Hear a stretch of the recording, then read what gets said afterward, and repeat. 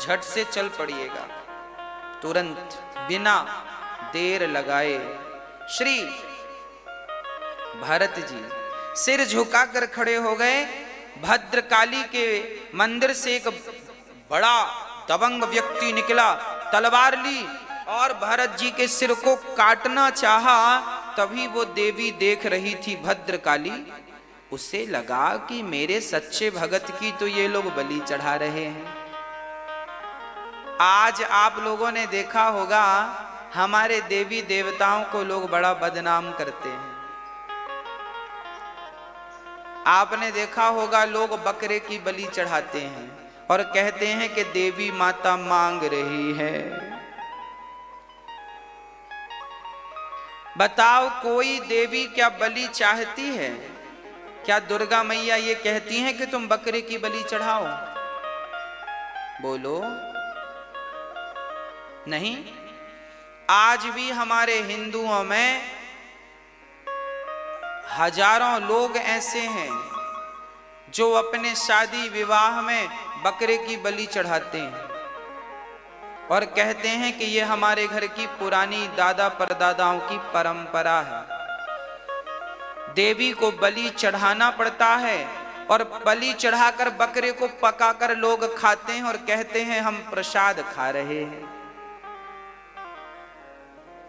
खाते ऐसा देखा, ऐसे लोगों को देखा कि नहीं? हाँ, हमने तो सुना है कि लोग बकरे को काटते हैं। कभी भगवान ना करे देखना पड़े ऐसे दिन। लोग बकरे को मारते हैं, खा जाते हैं और कहते हैं देवी मांग रही। एक तो बकरा खा रहे हैं, मांस खा रहे हैं, पाप कर रहे, और दूसरा माता रानी को बदनाम और कर रहे हैं। माता जी मांग रही हैं। माता जी त्रिशूल मारेंगी तुम्हें अकल ठीक हो जाएगी। कहां मांग रही है माता जी? कहां लिखा है? हाँ, अरे भाई यदि कहीं लिखा है कि बलि चढ़ाओ तो बलि चढ़ाने के लिए बकरे की बलि नहीं लिखी। यदि बलि चढ़ाना ही है तो आओ हम सब अपने अहंकार की बलि चढ़ा दें। आओ हम सब अपने क्रोध की बलि चढ़ा दें। आओ हम सब अपने लोभ की बलि चढ़ा दें। आओ हमारे जीवन में जो बुराइयां हैं, आओ इन बुराइयों की बलि चढ़ाएं। तो बलि बुराइयों की तो चढ़ाई नहीं, निर्दोष बकरे की बलि चढ़ा दी। ऐसे अज्ञानी भारत में पाए जाते हैं और देवी को और बदनाम करते हैं। देवी जी बलि मांगती हैं। कहां मांग रही हैं? अरे देवी तो मां है, दुर्गा मैया तो मां है, और क्या मां चाहेगी कि उसके बच्चे बलि चढ़ाएं? अरे वो बकरी का बच्चा भी तो किसी मां का ही बच्चा है। उसका भी तो दिल धड़क रहा है, उसको भी तो सुख दुख हो रहा है। क्या वो जीना नहीं चाहता जिसकी तुम निर्दयता से बलि चढ़ा रहे हो? और अपने पूर्वजों के, अरे आपके पूर्वज मांस खाने के आदी थे, इसलिए उन्होंने एक विधान बना दिया। जब मांस बंद कर दिया, लोगों में समझदारी आई कि अब मांस नहीं खाना चाहिए, पर कुछ लोगों को लगा कि यार मांस तो बंद हो जाएगा तो हमारा तो स्वाद बिगड़ जाएगा, तो उन्होंने झूठ मूठ का बोल दिया, सुनो शादी विवाह में तो जरूरी है देवी प्रसन्न हो जाएगी। तो फिर वो परंपरा बन गई। डरा डरा करके लोगों ने परंपरा, उनको खाना था तो फिर जबरदस्ती की परंपराएं बन गई। गलत परंपराएं जो भी आपके समाज में हैं उसे जल्दी से जल्दी बंद करना चाहिए। भागवत में एक प्रसंग है, नंद बाबा माता यशोदा इंद्र की पूजा किया करते थे साल में एक बार। तब भगवान श्री कृष्ण ने इंद्र की पूजा बंद कराई थी और उसकी जगह पर गोवर्धन की पूजा कराई थी। मतलब जो परंपरा गलत है, भले तुम्हारे बाप दादों की हो, उस गलत परंपरा को हमें बंद करना चाहिए। उस जमाने की कोई मजबूरी रही होगी, अब थोड़ी मजबूरी है। वो शायद समझदारी में कोई कमी रही होगी, पर तुम तो समझदार हो। तब उनके सत्संग में, ज्ञान में कोई कमी रही होगी, अब तो तुम सत्संगी हो, अब तो बलि मत चढ़ाओ। बलि चढ़ाना है तो अपनी बुराइयों की बलि चढ़ा। रावण भी बलि चढ़ाता था, पर रावण अपना ही सिर काट के चढ़ाता था। चढ़ाना है बलि तो अपना अंगूठा काट दो, बकरा ही क्यों, देवी और प्रसन्न होगी। 32 दांत हैं, एक आध दो दांत तोड़ लो। परिवार में जब तुम्हारे घर कोई शादी हो तो किसी का एक दांत तोड़ दिया करो, अपना ही तोड़ लो। बलि भी चढ़ जाएगी, देवी भी खुश होगी और हत्या भी नहीं होगी। बुराइयां नहीं चढ़ाई, काम नहीं छोड़ा, क्रोध नहीं छोड़ा, लोभ नहीं छोड़ा, अहंकार नहीं छोड़ा, निंदा चुगली की बलि तो नहीं चढ़ाई, पर निर्दोष बकरे की बलि चढ़ा दी और कह दिया कि देवी मांग रही है। वाह, ऐसे ऐसे मूर्खों की भी कमी नहीं है। अब आप प्रश्न करें कि महाराज जी,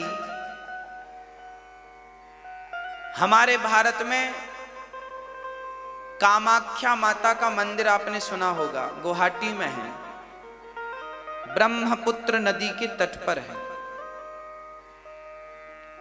कामाख्या माता के मंदिर में जब आप दर्शन करने जाते हैं तो वहां पर भी बकरों की बलि चढ़ती हुई दिखती है।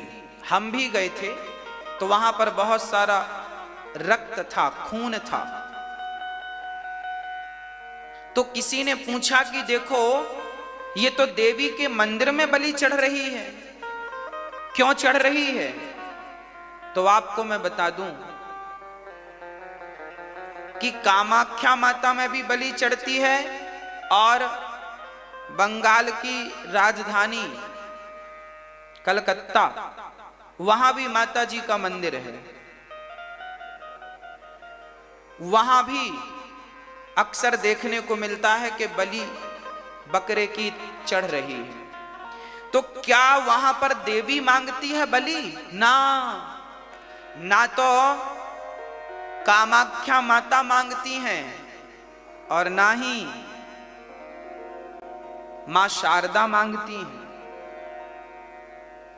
फिर बलि क्यों चढ़ाते हैं? अब आप समझिएगा। एक्चुअली कामाख्या माता मंदिर में और बंगाल की राजधानी कलकत्ता के माता जी के मंदिर में, वहां पर तांत्रिक लोग होते हैं, तांत्रिक तंत्र विद्याएं है ना।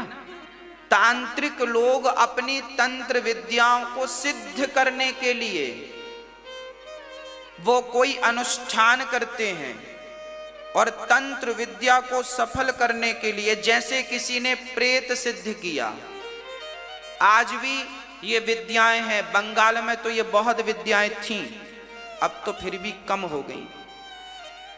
बंगाल का जादू आपने सुना होगा। ये जादू, टोना, तंत्र विद्याएं ये यही हैं। तो जादू, टोना और तंत्र विद्याओं को सिद्ध करने के लिए, उसकी सिद्धि के लिए बलि चढ़ाते हैं वो तांत्रिक लोग। चूंकि बलि चढ़ाई जाती है मंदिर के भीतर, तो लोगों को यही लगता है कि माताजी बलि मांग रही हैं। याद रखना, वो बलि माताजी नहीं मांगती और ना माताजी के लिए चढ़ाई जाती। तांत्रिक लोग अपनी तंत्र विद्याओं को सिद्ध करने के लिए, जबकि तंत्र विद्या का विधान है, याद रखना, तांत्रिक लोग तंत्र विद्या तभी सिद्ध होती है जब आप बलि चढ़ाएं। पर बलि बकरे की चढ़ाएं ये अनिवार्य नहीं होता उस विद्या में। आप अपने हाथ का अंगूठा और अंगूठे का एक किनारा ऐसा चाकू से काट के अपना एक बूंद खून हवन में डाल दें तो बलि मानी जाती है। पर चूंकि वो तांत्रिक लोगों को इन बातों का ज्ञान नहीं है, उन्हें तो सामने कस्टमर से ज्यादा पैसा लेना होता है, अपना अंगूठा थोड़ी काटेंगे वो, तो वो ज्यादा पैसे के लिए बकरे को लाते हैं। और चूंकि देवी माता के मंदिर में बलि चढ़ती है, वहां का प्रशासन रोकता भी नहीं, रोकना चाहिए। कामाख्या माता का प्रशासन रोकना चाहिए कि तुम मंदिर के भीतर बलि क्यों चढ़ा रहे हो, पर नहीं रोकता, चूंकि मोटा पैसा मिल जाता होगा। चूंकि पैसा से लोगों का मुंह बंद हो गया, तो फिर देवी माता बदनाम हो रही हैं कि मंदिर में बलि चढ़ाई जाती है। चूंकि हमें और आपको देखने को मिलता है, भाई हम तो श्रद्धा से जाते हैं ना कामाख्या माता दर्शन करने। 52 शक्तिपीठ में एक शक्तिपीठ है कामाख्या माता, तो हम लोग तो श्रद्धा से दर्शन करने जाते हैं, पर वहां पर बकरे की बलि चढ़ते देखते हैं तो लोगों को लगता है यार ये तो माता जी की बलि चढ़ रही है। समझो, बलि माता जी के लिए नहीं चढ़ रही है, क्योंकि वो तांत्रिक लोग अपनी तंत्र विद्याओं को सफल बनाने में, अभी दीपावली के टाइम ज्यादा बलि चढ़ती है वहां पर, क्योंकि दीपावली के बाद देवउठनी एकादशी को ना मंत्र तंत्र सिद्ध होते हैं। ये जो एकादशी निकल गई बड़ी देवउठनी एकादशी, इस एकादशी को वहां बकरे बहुत चढ़ते हैं। कोई जाए तो दिमाग खराब हो जाता है, ये कैसे नदी सी बह जाती है खून की। क्यों? तांत्रिक लोग, जादू टोना वाले लोग अपना मंत्र सिद्ध करते हैं और बकरी बलि चढ़ाते हैं। समझ गए मेरी बात? तो हमारी देवी माता नहीं मांगती, हमारी माँ तो करुणा की मूर्ति है, पर माँ को बदनाम करने के लिए ये लोग ये भी नहीं जानते समझते, मंत्र तंत्र की विद्या भी कोई को भूत सिद्ध करना है, प्रेत, आज भी ये विद्याएं पाई जाती हैं। आप कहेंगे तो हम आपको भी सिद्ध करवा देंगे, पर हम ना इस पर विश्वास रखते हैं ना चाहते हैं, पर ये सब चीजें हैं आज भी। जादू है, टोना है, मंत्र तंत्र है, पर इसको सिद्ध करने के लिए अपना अंगूठा का एक बूंद रक्त चढ़ा दो तो भी सिद्ध हो जाता है। हमारे मित्र थे, उनके दादाजी ने प्रेत को सिद्ध कर रखा था, तो प्रेत इतना सा बालक बन के उनके संग नौकर की तरह रहता था, वो जो कहते से करता था। आप भी प्रेत को सिद्ध कर सकते हैं। पहले के लोग ना सिद्धि पाना चाहते थे, पर याद रखना प्रेत सिद्ध कर लोगे तो बड़ा परेशान हो जाता है व्यक्ति, उसे काम ही काम बताना पड़ता है, ये कर लाओ, वो तुरंत करके लाता है। आज भी बहुत सारे तांत्रिक हैं जिन्होंने प्रेत सिद्ध कर रखे हैं, पर मैं तो कहता हूं प्रेत सिद्ध करने में समय ना लगाओ, भगवान को सिद्ध कर लो, राम नाम को सिद्ध कर लो, कृष्ण नाम को सिद्ध कर लो। कहां तुम चक्कर में पड़े हो भूत और प्रेत के? तुम तो खुद एक दिन भूत बन ही जाओगे। हाँ, फिर तुम्हें लोग सिद्ध करेंगे। ये चक्कर में नहीं पड़ना चाहिए, पर ये विद्याएं हैं। इंद्रजाल एक पुस्तक आती है, उसमें ये सारे विधि विधान दिए रहते हैं। इंद्रजाल, राम नाम को सिद्ध कर लो बस, कृष्ण नाम को, अंत में सार यही है। ये तांत्रिक फांत्रिक सब व्यर्थ की चीजों में नहीं उलझना चाहिए, केवल भगवान के नाम पर विश्वास रखना चाहिए। आज लोगों को ना चमत्कार पे बड़ा विश्वास हो गया है, आज लोगों को चमत्कार चाहिए होता है, और सच्चा आदमी चमत्कार नहीं चाहता। सच्चा आदमी तो रियल भगवान को चाहता है। अब आप लोगों को भी चमत्कार की भूख ज्यादा है, तो कुछ लोग चमत्कार दिखाने के लिए ही विद्याएं सिद्ध करते रहते हैं, ताकि वो आपको चमत्कार दिखा दिखा के आपके पैसे लेते रहें। आपकी डिमांड भी होती है कि हमें चमत्कार दिखाओ, तो जादूगर लोग फिर अपना जादू भी दिखाते हैं, फिर वो बकरे को काटते हैं, देवी को बदनाम करते हैं। इसलिए हमारे कोई भी देवी देवता बलि नहीं चाहते, और बलि चाहने की कहीं लिखा भी है यदि बलि की बात, तो वो बलि की बात केवल अपने अहंकार की बलि के लिए लिखा है। बलिदान लिखा है कहीं, तो बलिदान का अर्थ होता है राजा बलि के जैसा दान ही बलिदान होता है। राजा बलि ने वामन भगवान को दान दिया कि नहीं, सर्वस्व दान कर दिया, अपने आप को भी दान कर दिया। तो सर्वस्व दान करने का नाम ही बलिदान है, ना कि किसी का गला काटने का नाम बलिदान है। हमारे देश का जवान जब शहीद होता है तो उसको हम लोग क्या कहते हैं? उसने अपना बलिदान दे दिया, ऐसे ही कहते हैं ना। तो ये जो बकरा काटने वाले लोग हैं, इनसे आप कहा करो, कहीं मिलें तो आप कहा करो कि बेटा हमारे देश का जवान जब स्वयं मरता है देश की रक्षा के लिए, तो लोग कहते हैं कि ये देश के लिए बलिदान हो गया। अरे तुझे देवी को खुश करना है तो तू भी देवी के लिए बलिदान क्यों नहीं हो जाता? ये बलिदान ये वाला है, और ये लोग बकरे का सिर काटने को बलिदान समझते हैं। ऐसे ऐसे लोग भारत में पाए जाते हैं, ऐसी ऐसी प्रजातियां पाई जाती हैं, ऐसी ऐसी सोच पाई जाती है। हाँ, अपने आप का बलिदान ही बलिदान है। चढ़ाओ ना देवी को, अपना सिर काट के चढ़ा दो, है हिम्मत तो चढ़ा दो। भरत जी ने सिर तो झुकाया, बलि चढ़ाने के लिए उन्होंने सिर तलवार उठाई। अब भरत जी को वो भद्रकाली ने प्रकट होकर बचाया, रक्षा की, और भगवान की कृपा से भरत जी आजाद जंगल में घूमने लगे। श्री भरत जी महाराज एक दिन विचरण कर रहे थे, तभी सिंधु सौवीर देश का राजा रहुगण पालकी पे चढ़ के चला। राजा रहुगण पालकी में सवार होके जा रहे थे, तभी उनका कहार बीमार पड़ गया, तो भरत जी को पालकी पर लगा लिया। भरत जी पालकी सिर कंधे पे रख के चल पड़े, पर भरत तो संत थे ना, जमीन पर नीचे देखकर चलते थे। आप भी नीचे देखकर चला करो, कोई चींटी ना दब जाए, कोई हत्या ना हो जाए व्यर्थ की। भरत जी तो चल रहे थे, तभी उनका पांव, उन्होंने देखा कि चींटियां बहुत सारी हैं, उन्होंने छलांग लगा दी। अब जब छलांग लगी तो राजा रहुगण की पालकी सिर पे टकराई। राजा रहुगण ने कहा, क्यों रे, ये कौन है उछल कूद कर रहा है? कहारों ने कहा, महाराज ये नया नया भर्ती हुआ है, बिना इंटरव्यू का यही उछल रहा। रहुगण ने कहा, ठीक ठीक से चल, नहीं तो मृत्यु दंड दूंगा। भरत जी फिर से चलने लगे, और अब की बार फिर चींटियां दिखी तो फिर कूद गए। अब तो राजा रहुगण आग बबूला हो गया, तुझे अभी मृत्यु दंड दूंगा, अभी मार डालूंगा, आज तुझे छोड़ने वाला नहीं। भरत जी को लगा कि आज इस मूर्ख को ज्ञान देना ही पड़ेगा, आज इसे ज्ञान देना ही पड़ेगा।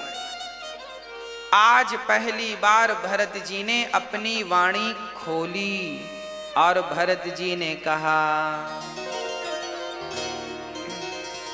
त्वयोदितं व्यक्तिमविप्रलब्धम्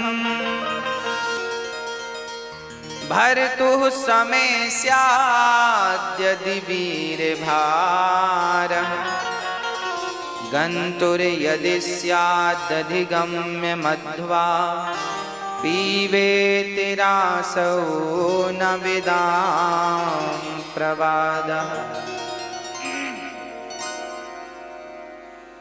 आज भरत जी ने कहा राजा रहुगण से, राजा रहुगण ने कहा, मैं तुम्हें मृत्यु दंड दे दूंगा। भरत जी ने कहा, अच्छा ठीक है, ये बताओ राजन कि आप मृत्यु दंड किसे देंगे? आप मारेंगे किसे? किसे मारना चाहते हैं आप, शरीर को या फिर आत्मा को? हमारे पास दो चीजें हैं, एक शरीर है, एक आत्मा है। आप किसे मारना चाहेंगे, शरीर को कि आत्मा को? राजा रहुगण के पास कोई उत्तर नहीं बचा। अच्छा आप ही बताओ, मरता कौन है, शरीर या आत्मा? शरीर ही मरता है, आत्मा अजन्मा है, अमर है।